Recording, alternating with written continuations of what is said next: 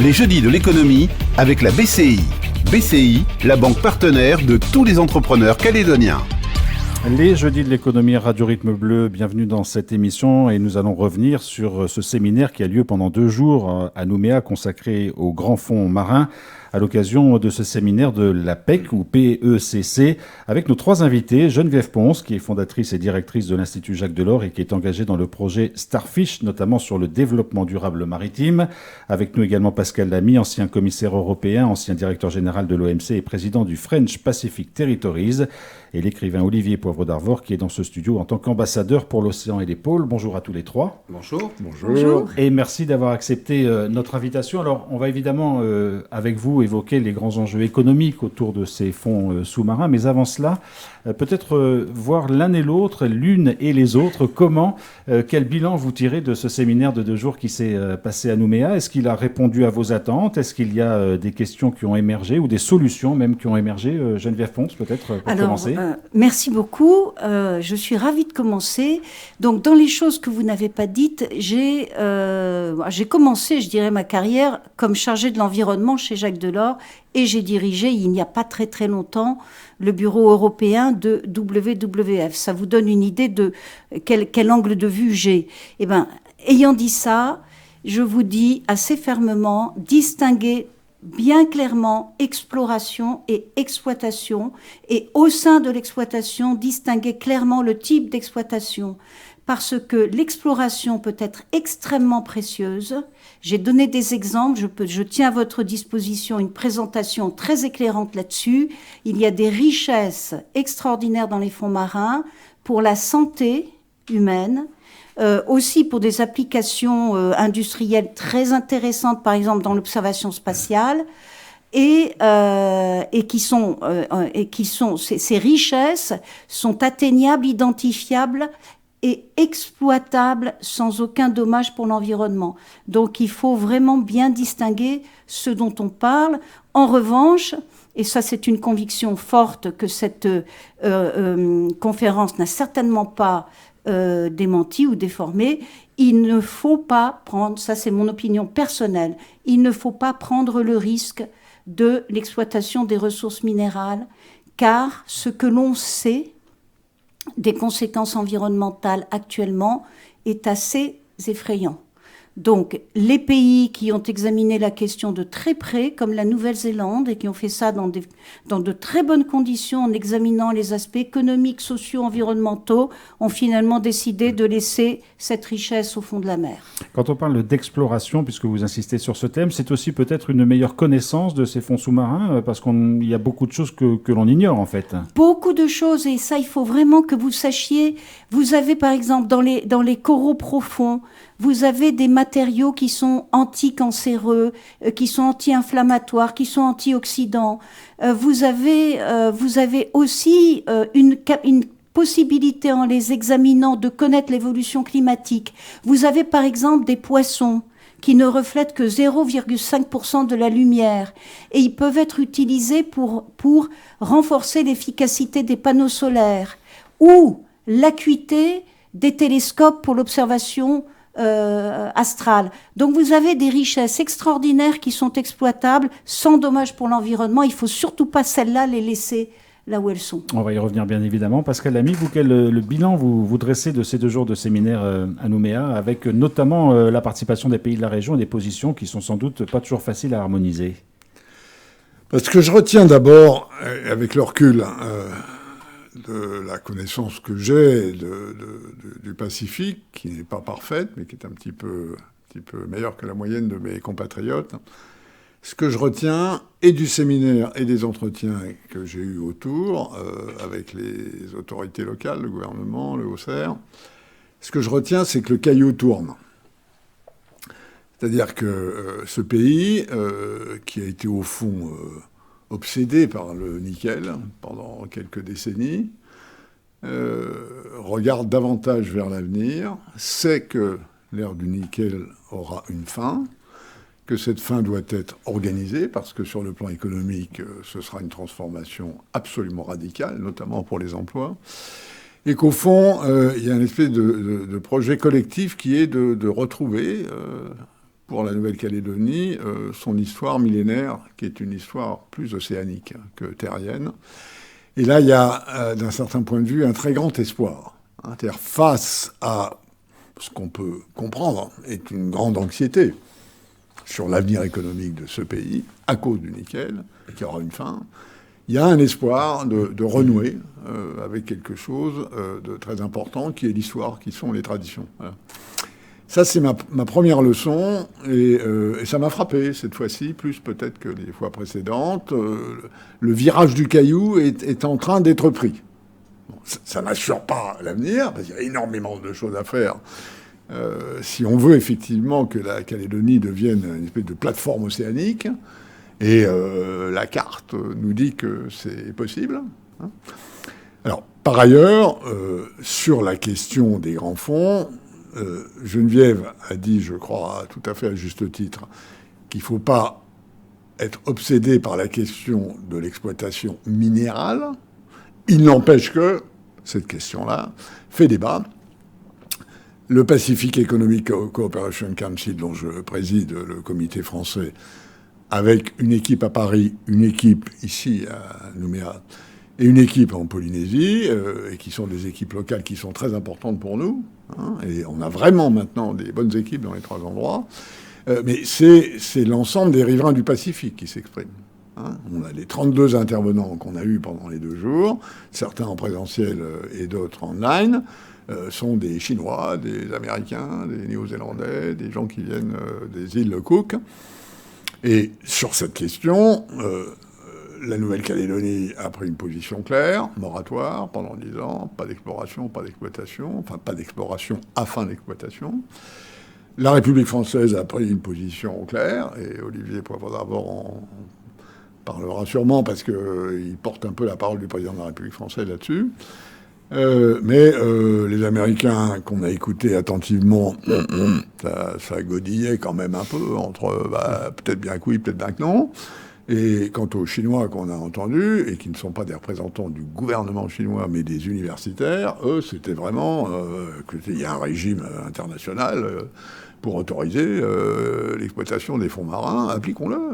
Évidemment, ce qu'on voit derrière, c'est qu'eux, ils sont prêts. Le rouleau compresseur, il est armé. Et il y a des questions de profit, bien évidemment.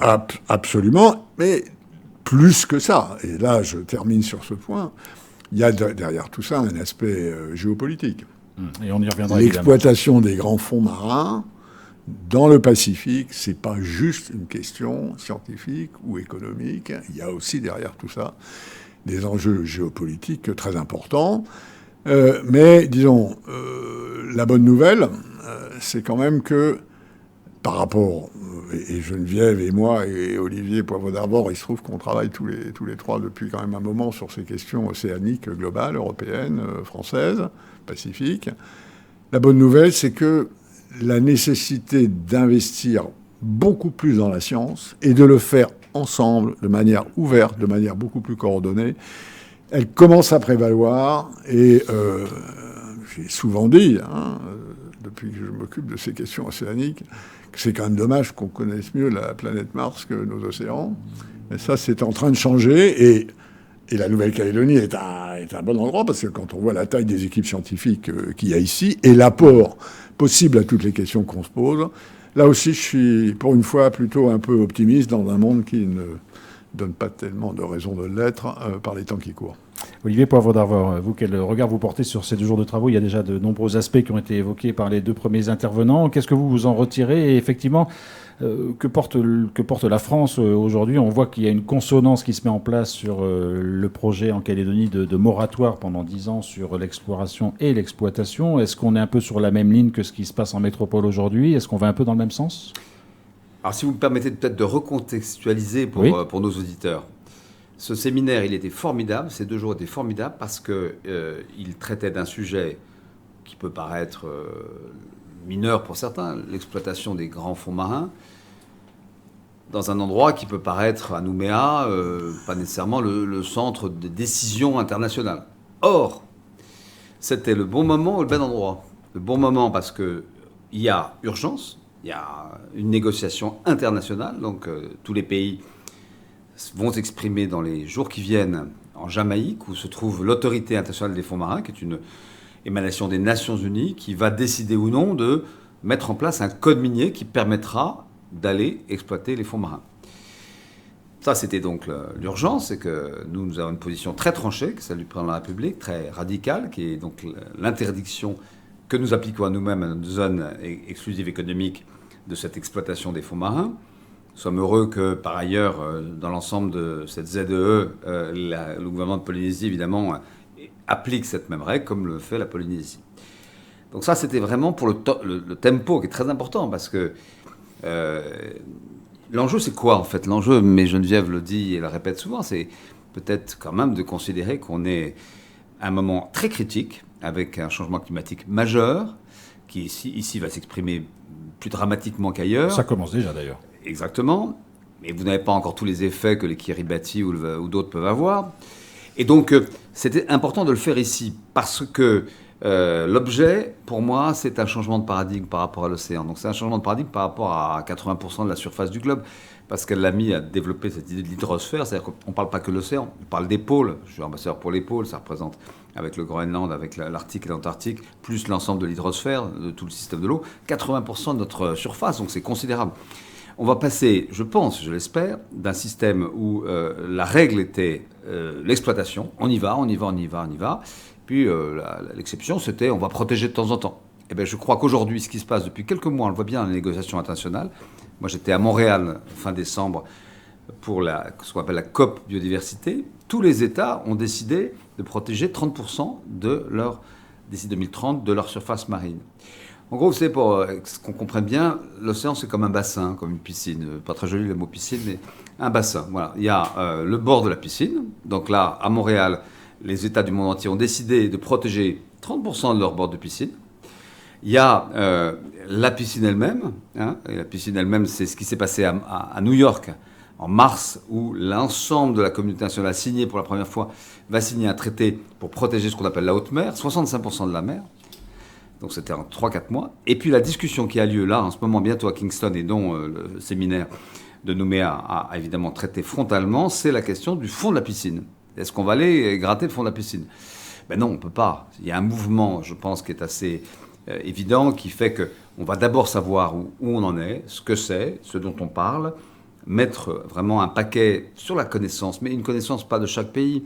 Moi, ce qui ne va pas bien, je trouve, dans le système aujourd'hui, c'est ce que j'ai pu comprendre, c'est qu'il y a une communauté pacifique, elle est là, elle est évidente, elle s'exprime politiquement à travers le Forum des îles du Pacifique, mais elle s'exprime géographiquement.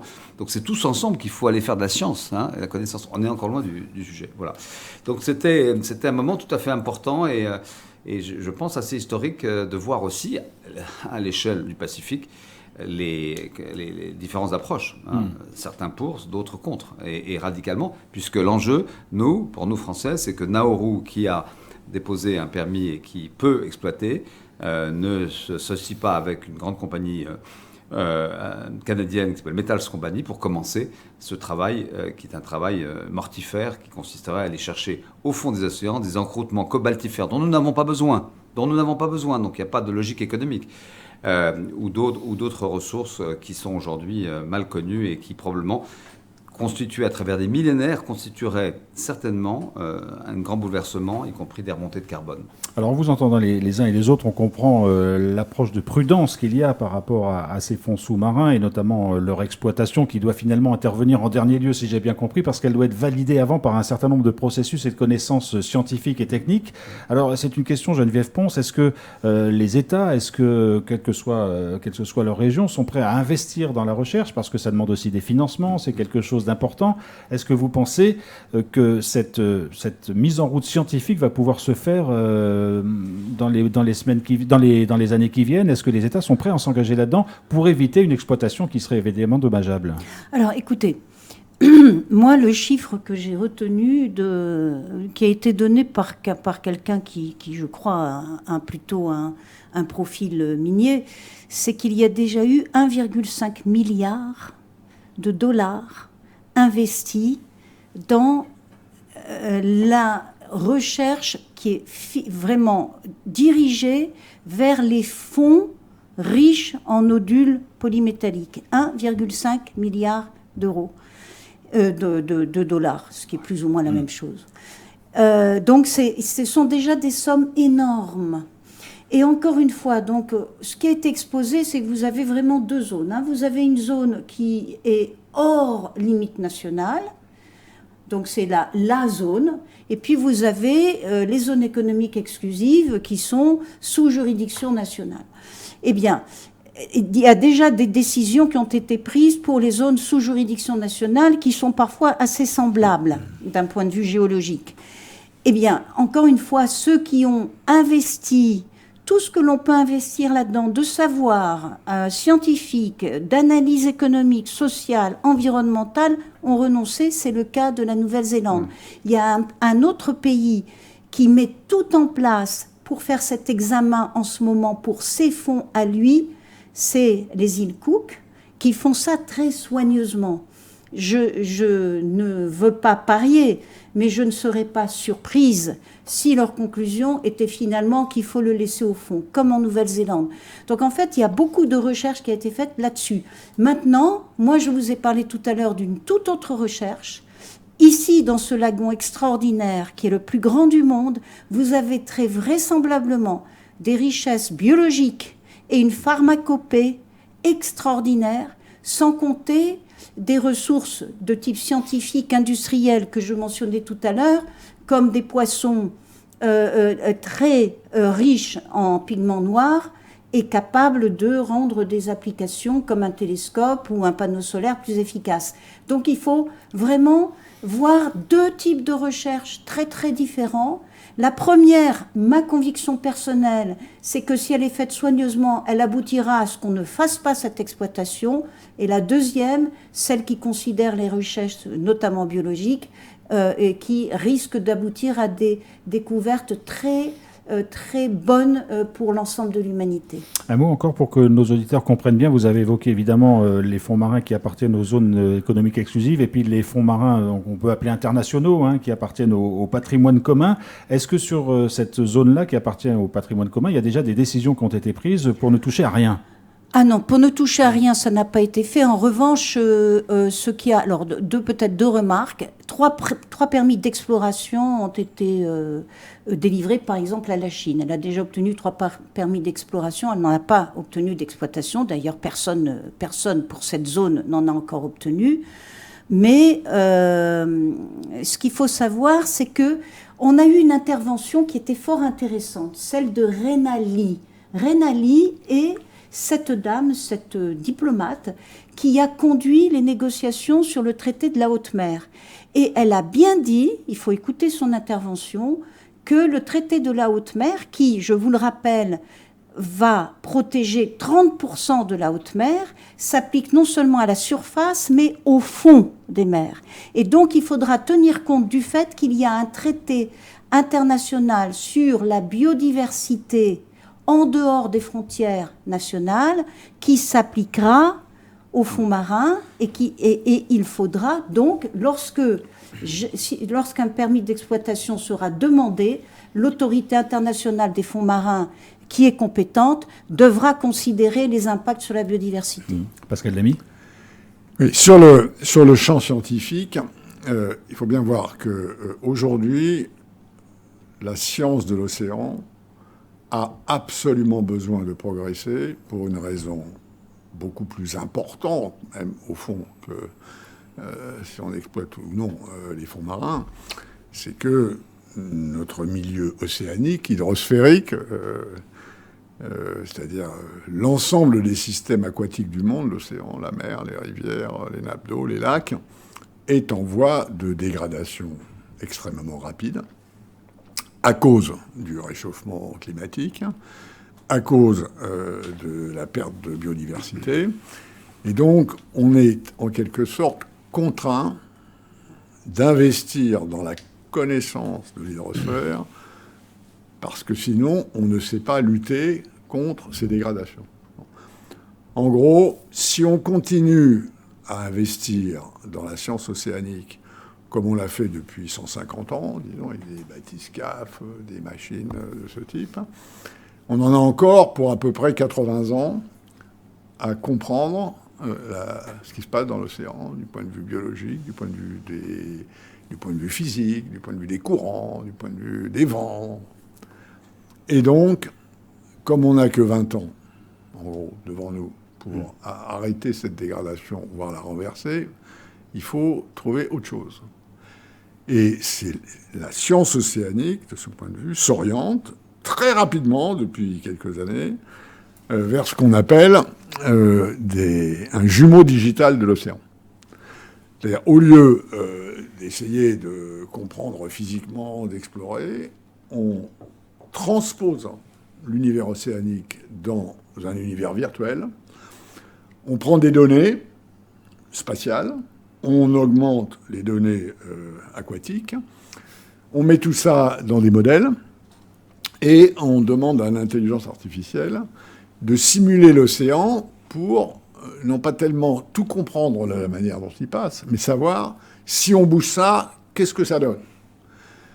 Et par exemple, si je prends l'exemple de l'évolution du corps du Gulf Stream, hein, qui est une énorme importance pour les courants et le climat sur la carte européenne, on ne saura pas forcément pourquoi le Gulf Stream bouge, mais on sait que si on fait telle ou telle action, alors ça aura un effet positif. Par exemple, sur le niveau côtier des eaux. Bon. Et ça, c'est un domaine dans lequel l'Europe investit beaucoup.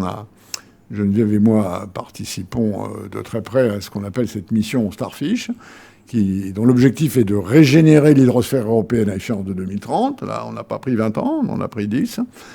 Et il y a 1 milliard d'euros de crédits de recherche européens, ce qui est quand même pas mal sur 10 ans. Et une partie de ces crédits va consister à essayer de produire ce jumeau digital de l'océan européen.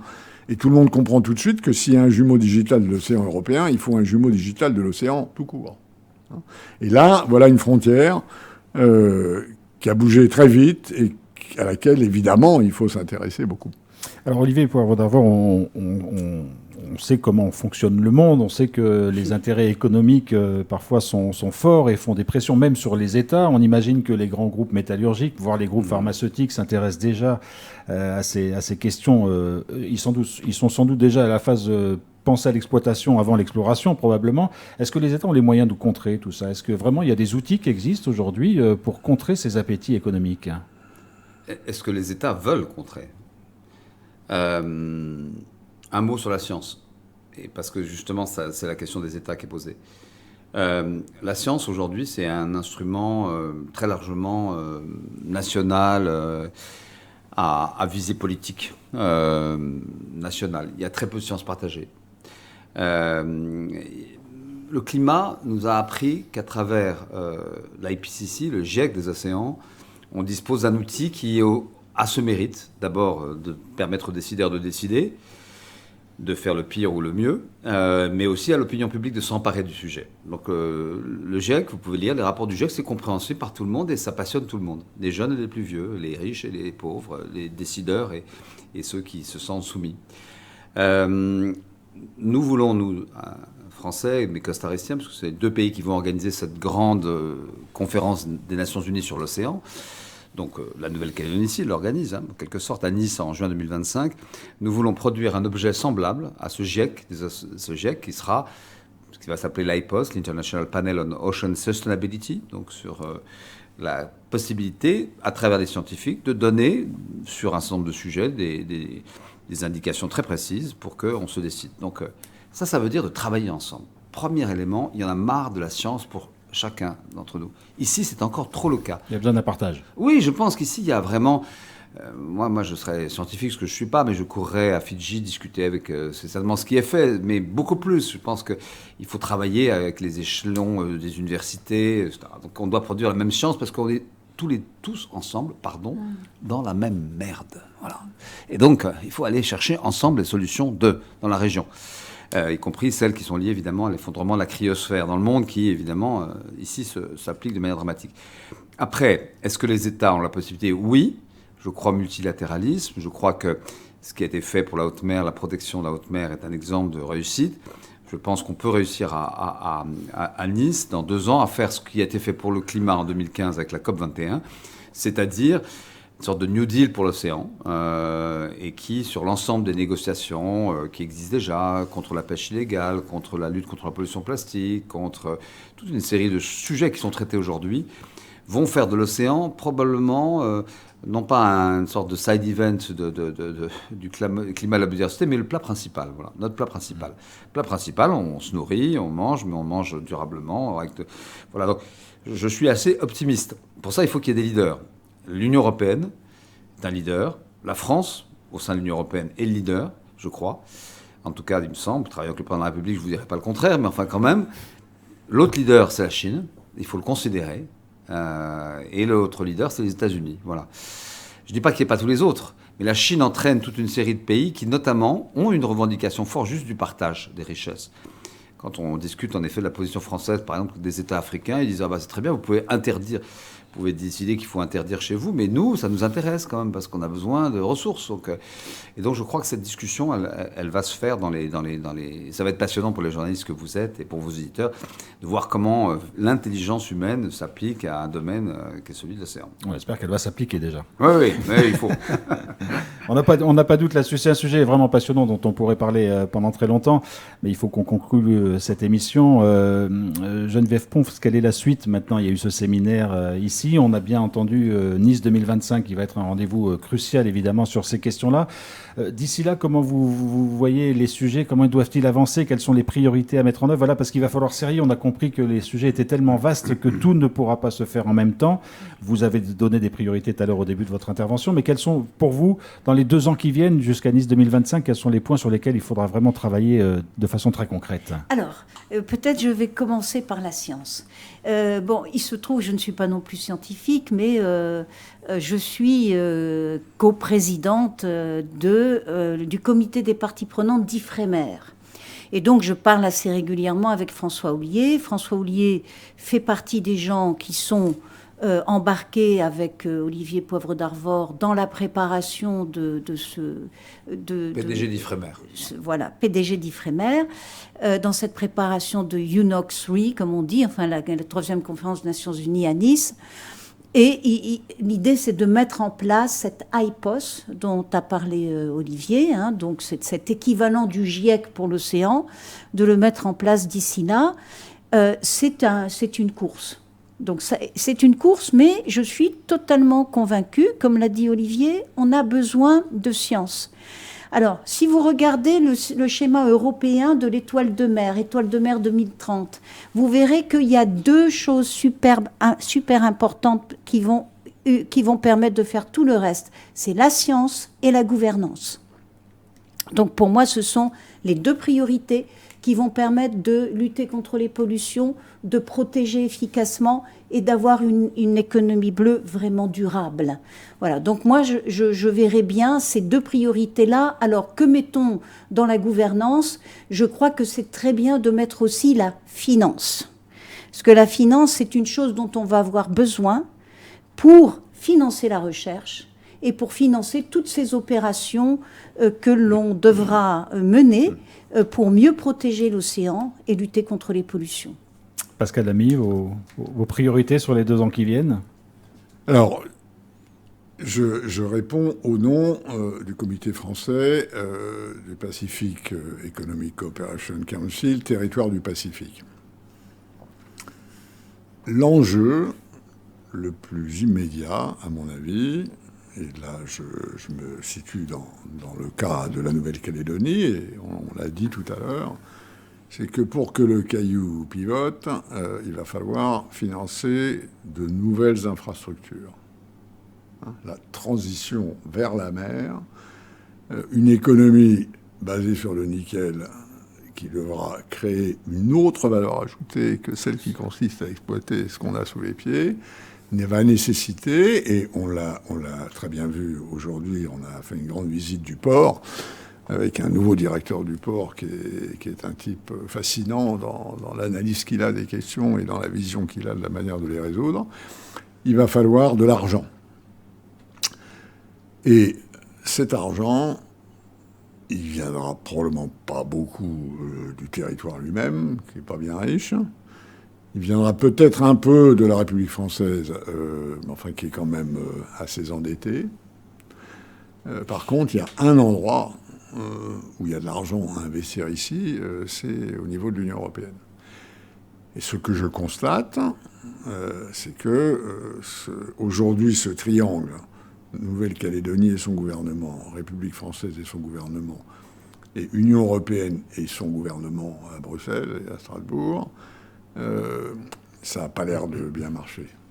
Et là, vous me dites quelle est ma priorité. Si on arrivait avec le comité local, avec le comité parisien, et avec les contacts qu'on a à Bruxelles, et Geneviève et moi, on y travaille beaucoup, si on arrivait à huiler un peu ce triangle, alors on aurait un peu fait avancer le schmilblick dans le sens qu'on vient, au fond, de décrire tous les trois. Hein. La science, l'environnement, l'océan, la géopolitique. Donc là, il y a quelque chose à faire. Olivier Poivre d'Arvor, priorité pour eux deux, alors hormis l'organisation évidemment de Nice 2025. Oui, non. Le multilatéral, tout ça, ces grands déploiements, c'est une chose. Ça ne marchera que si à l'école, à l'échelle locale, il y a la démonstration que ça vaut la peine de se mobiliser à l'échelle internationale. Et donc ici, vous avez un point d'application. Ça va être difficile, difficile parce que tout le monde pense à faire ça. Transformation d'une économie tournée vers l'économie bleue. Donc il faut de la vision. Alors moi, je ne vote pas ici, mais je sais que quand je vote à Paris, où j'habite, ou en Bretagne, quand j'avais mon bureau de vote, je votais pour des gens qui ont une vision. Voilà. Et je pense que ce dont on parle, une transformation passée du nickel à l'économie bleue, plein de pays ont envie d'aller faire ça aussi de leur côté avec d'autres types de transformations. Mais il faut vraiment qu'au-delà des débats sur la gouvernance, etc., il y ait cette implacable volonté de faire, d'ici 2050, de la Nouvelle-Calédonie un hub océanique. Ça n'est pas le cas encore, il ne faut pas exagérer, il y en a plein d'autres. Puis je rappelle qu'il y a le voisin chinois qui va prendre de la place. Voilà. Donc, mais s'il y a cette vision-là, toutes les forces, à travers vous, à travers les citoyens, à travers toutes les activités économiques, évidemment, et puis je pense en effet que seule l'Europe peut apporter les financements nécessaires, mais après ça deviendra logique. Pour l'instant, ça ne l'est pas. Il faut que ça soit politique. Cette affaire, elle est éminemment politique.